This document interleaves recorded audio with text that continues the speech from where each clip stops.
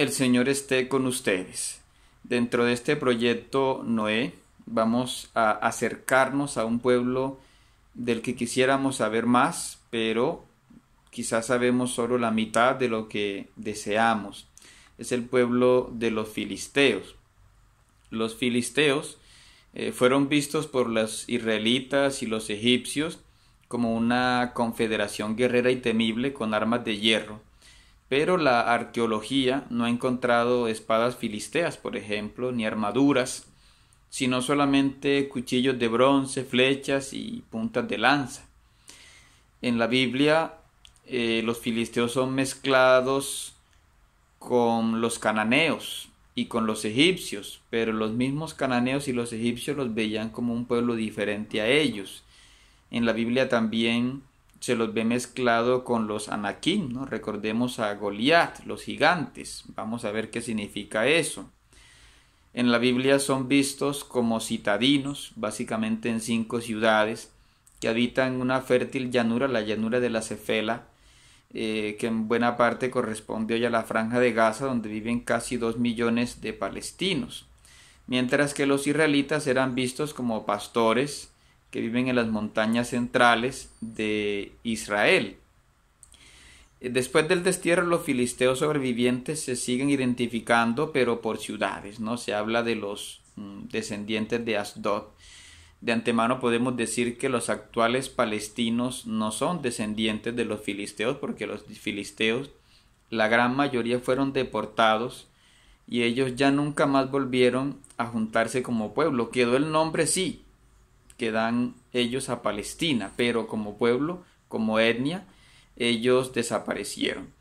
De ellos tenemos pocos datos propios, solo unas 40 cortas inscripciones han sido encontradas en su tierra en un periodo de 600 años. Entonces eso es poco para descubrir, como decíamos, lo que quisiéramos saber de ellos.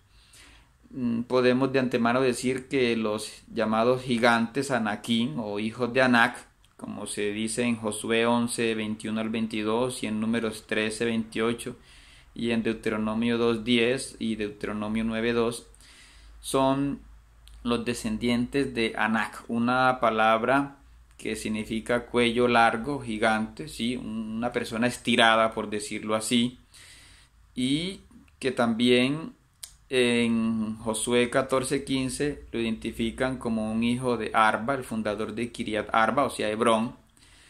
Y lo mismo dice en Josué 15:13 y Josué 21:11. En Números 13:13 se compara a los Anakim con los gigantes Nefilim, los hijos de los dioses y las mujeres de los que se habla en Génesis 6:1-4. También se le relaciona con los gigantes neolíticos, los Refaim de Transjordania, de Siria y Ugarit, que según Del Olmo Lete serían como una especie de héroes o antepasados divinizados. Otros, como Demor, dice que significa salvadores, o Aislainer dice que significa los gobernantes divinos. Todo esto sobre los gigantes nos lo dice Jorge Vidal en su artículo Tierra de Gigantes, la protohistoria de Transjordania según la tradición cananea, un documento del 2007, ¿no? Entonces los filisteos son un pueblo, o en este caso una confederación, que tiene enormes diferencias con los israelitas. En este cuadro de antropología comparativa podemos ver que mientras de Israel conocemos bastante su tradición oral, sus ideas religiosas, su credo, su acercamiento a Dios, de los filisteos prácticamente no sabemos nada de su tradición oral. De los israelitas conocemos, por supuesto, la Biblia, incluso la Misná, toda la tradición de Moisés, de David, sus mandamientos, su doctrina. De los filisteos apenas tenemos un poco algunas leyes. Tenemos que ellos eran gobernados por Seren, ese es el nombre que le dan a sus reyes. Tenían unos Yoshevim o asentados, que es un nombre que también le dan a los gobernantes, es el mismo nombre que usan los cananeos. Tenían ciertas relaciones diplomáticas, como vemos en las relaciones de David con un rey de Gad, Aquís. Vemos que tenían una guerra muy organizada, eso es lo que más destacan los textos bíblicos, y vemos que además tenían mercenarios, ¿sí? Traían soldados de otros lugares, entonces era una guerra organizada, no una guerra como la que tenían los israelitas antes de volverse un reino. Israel se concebía como un pueblo de Dios, con una etnia, con la circuncisión, con Jerusalén como centro, un buen peso a la familia, mientras que los filisteos eran una federación de 5 ciudades principales. Había un poco más, pero eran sobre todo villas o pueblos pequeños, ciudades con muros.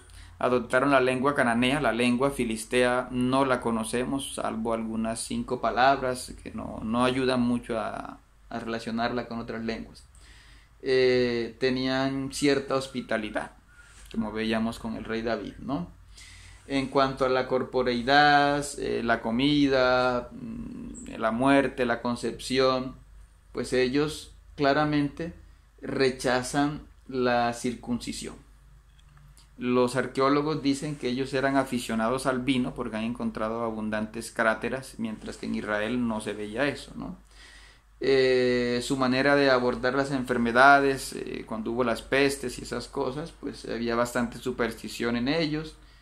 Vemos que usaban sarcófagos de arcilla, es decir, que ellos no hacían incineraciones y esas cosas, ¿no? Vemos además que ellos tenían un trabajo estratificado, ¿sí? Había comercio porque estaban en esa ruta entre Siria y Egipto. Vemos además que ellos tenían una agricultura, una ganadería, una región fértil. Eran destacados herreros, como lo vemos en algunos textos, que ellos no dejaban que los israelitas tuvieran herramientas de hierro para controlar la guerra, para que no fueran a tener mejores armas que ellos. Y vemos que eran esclavistas, no en abundancia, pero sí tomaban esclavos, ¿no? Como tomaron a Sansón. En cuanto a su conocimiento, su sabiduría, no sabemos mucho de ello, ¿sí? Como decíamos, solo tenemos una cerámica que es bastante decorada en comparación con la de los cananeos o los israelitas, y que apreciaban poco la escritura, es decir, no vemos que ellos tuvieran abundantes textos ni nada de esas cosas, ni hubiesen dejado un libro o una producción escrita. Vemos que su religión no es tan conocida tampoco. Tenían un dios llamado Dagón o Dagán. Eran politeístas, aunque destacaba sobre todo este dios nacional, del cual se habla que tenía un templo principal. Parece que también tenían los dioses cananeos, ¿sí? Tenían sus templos, practicaban la magia, tenían supersticiones. La Biblia usa el nombre Kohanim, es decir, sacerdotes, para los sacerdotes filisteos también. Tenían los Cosmín, o sea, divinos. Sus himnos y sus mitos prácticamente no los conocemos.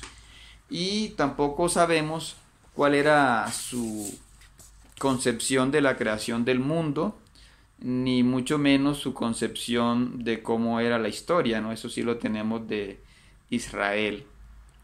Según el documental Apocalipsis del Mar Egeo de History Channel, pues los pueblos filisteos parecen parientes de piratas, como eran los carios de la actual Turquía, los pelasgos de Grecia, que hacia el 1100 fueron expulsados de Creta por invasores dorios o por peleas étnicas, ¿no? Como se ve en el relato griego donde Sarpedón pelea con Minos y que fue expulsado de Creta con los termilas. Algunos dicen esos termilas son los mismos pelasgos o son los licios de Creta o también serán los filisteos, no se sabe. Otros como Krzysztof Nowicki, este estudioso, dice que ahí lo que se ve fueron unos disturbios sociales porque han encontrado 2000 refugios incómodos en las montañas orientales de Creta, además usadas por medio siglo, lo cual supone como que se unieron unos mercenarios, unos piratas, unos soldados pobres contra la élite local y los reinos vecinos, y que como además usaban infantería, vencieron a los amos que usaban era carros costosos, pesados y reservados a la élite, ¿no? Eso concuerda un poco con el modo en que llegaron los pueblos del mar y los filisteos a Egipto, ¿no? Llegaron básicamente como infantería, algunos también llegaron en barcos. Después fue que ya empezaron a usar carros, pero las imágenes de Medinet Habu en Egipto muestra que ellos tenían una mejor infantería, ¿no? Pero no usaban arcos. Entonces eso ayudó a los egipcios, ¿no? Fue Emmanuel Rouget hacia el 1850, un sucesor de Champollion, que habló de pueblos del mar, hablando de una expresión egipcia que es los pueblos procedentes de las islas del medio del mar, aunque solamente se usa este nombre para los Sherden, los Shekeles y los Equesh, pero se aplicó a todos los pueblos que invadieron Egipto, incluyendo a los filisteos. También estos pueblos del mar se nombran en la estela de Tanis segunda de Ramsés hacia el 1213, en la inscripción de Kadesh de Ramsés II hacia el 1210, en la inscripción de Karnak de Merneptah hacia el 1200, la estela de Atribis de Merneptah hacia el 1200 también, la estela de Medinet Habu de Ramsés III hacia el 1186 o el 1150, donde por primera vez se nombra a los Peleset, que varios los identifican con los filisteos, no filisteos. También el papiro Harris habla de los Peleshet, Dengen, Ser, Sherden, Checker y Wences. Bueno, todas estas listas donde tenemos a los pueblos del mar, ¿no? Alfredo Mederos Martín, en su artículo La crisis del siglo XII, los pueblos del mar y la guerra de Troya, pues nos trae todos estos datos para ubicar un poco el mundo en el que llegaron los filisteos y los pueblos del mar, ¿no? Estos pueblos avanzaron por tierra y por mar, nos dice Gloria Munilla en su artículo Protohistoria, Pueblos y Cultura en el Mediterráneo en el siglo XIV y XII antes de Cristo. Llegaron por Siria, llegaron por tierra, sobre todo los que llegaron primero. Medinet Habu, esta inscripción, habla de una victoria total cerca del delta y no del Líbano, es decir, aunque los egipcios tenían bastante control sobre esta parte mediterránea, sin embargo, no los lograron detener ni en Beirut ni en la parte de Fenicia, sino solamente cuando ya estaban a las puertas de Egipto. Y al rechazarlos, estos pueblos se quedan en esta parte donde también había control egipcio, pero ya se había debilitado el control egipcio, ¿no? En la Ilíada se ve que los micénicos, los primitivos habitantes de Grecia, no usaban el carro para combatir, sino como para transporte, para llegar a la zona de combate. Además vemos que en las representaciones egipcias los Pelesed y los Checker en sus carros llevaban mujeres y niños, y estos carros eran tirados por bueyes, 4 bueyes. Los egipcios los representan como esbeltos, con cascos de piel, con crines de caballo, parecidos a los aqueos, como se ve en la guerra de Troya. Llevaban lanza, escudo redondo, espada corta, y los que iban en caballería van en carro liviano con lanza. Los barcos que ellos llevaban tenían proas y popas decoradas con cabezas de pájaros, mientras que los barcos egipcios tenían cabeza de león. Los veleros eran sin remos, parecidos a los que usarán después los fenicios, los llamados hipoi. Y además un dato curioso es que los egipcios y los griegos coinciden en que estos pueblos tenían la piel más rojiza, no tan clara, sino rojiza. Según los estudiosos de estos pueblos invasores, unos se quedaron en Fenicia como los Sakairi y los Checker se quedaron en Palestina. Algunos después los van a vincular con la tribu de Dan.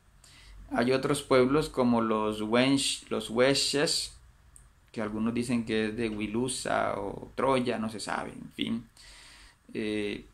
Algunos llegan a identificarlos con la tribu de Aser. Los egipcios lograron vencerlos, como decíamos, porque tenían arcos, que eran sobre todo usados por los negros nubios. Y los invasores parece que no tenían arcos o no los habían perfeccionado, ¿no? Entonces es un poco nuestra introducción al mundo de los filisteos.